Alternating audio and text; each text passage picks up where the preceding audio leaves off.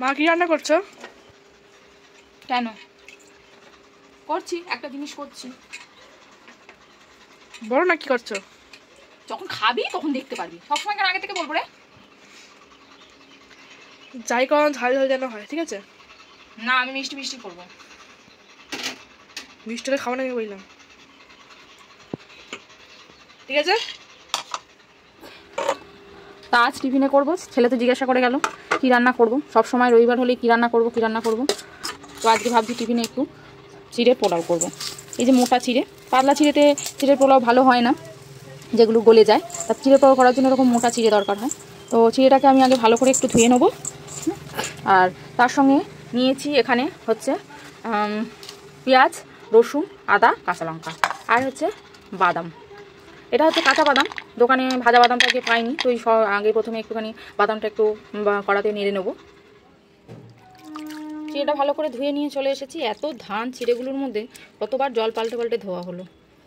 তো চিড়েটা খানিকক্ষণ একটু ভিজিয়ে রাখবো, বেশিক্ষণ নয়, খানিকক্ষণ, যতক্ষণ আমি এইসব মশলাগুলো কষাবো ততক্ষণ চিড়েটা ভেজানো থাক। বাদামটা আগে একটু ভেজে নেবো।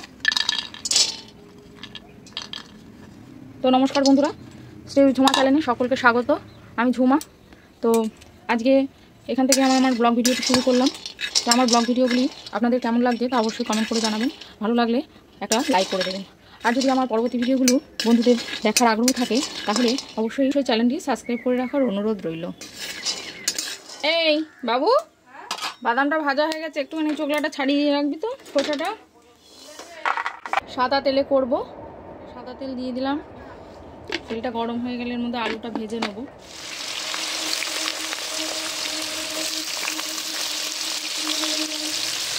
এবার একটু কী করবো, এটা জলটা ঝরিয়ে রেখে দেবো, নাহলে করার সময় জল জল হয়ে যাবে, ভাজার সময় খুব প্রবলেম হবে।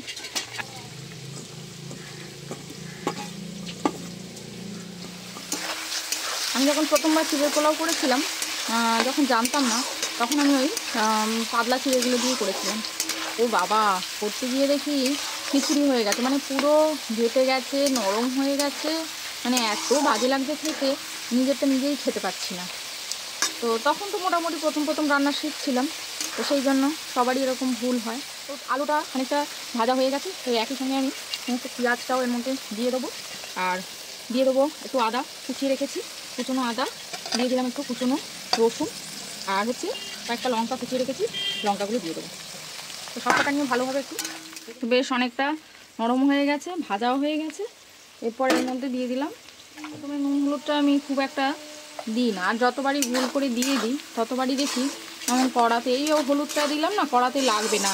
আর না হলে না, হলুদটা প্রথমে দিলে যদি মাখিয়ে দেওয়া হয় আলাদা ব্যাপার, মাঝখানে প্রথমেই দিলে যেন কড়ার মধ্যে অনেক সময় এঁটে যায়, আর বিশেষ করে তেল কম থাকলে। আজকে তেলটা বেশি আছে যদিও। এর মধ্যে দিয়ে দেবো 1 চামচ জিরে গুঁড়ো। আর ঝাল করার জন্য কাঁচা লঙ্কা দিয়েছি, তবুও ঝালটা আমাদের পছন্দ করে, সেই জন্য একটু দিয়ে দিলাম লঙ্কা গুঁড়ো। সামান্য একটু চিনি এর মধ্যে দিয়ে দিলাম।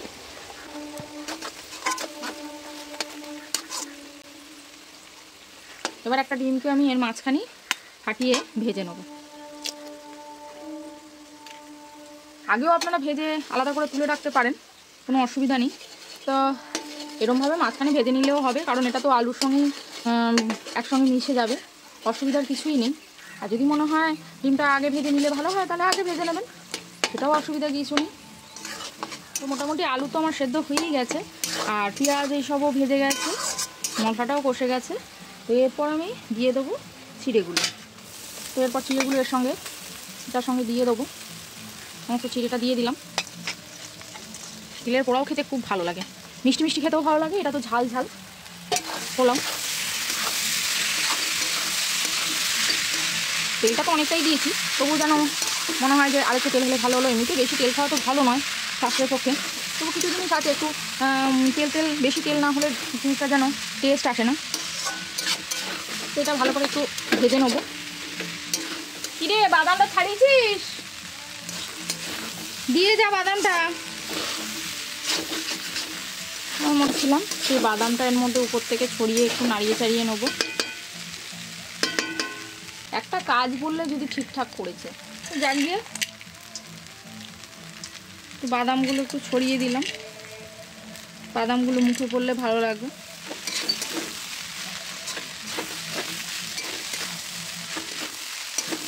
এবার দিয়ে দেবো একটু সস, টমেটো সস।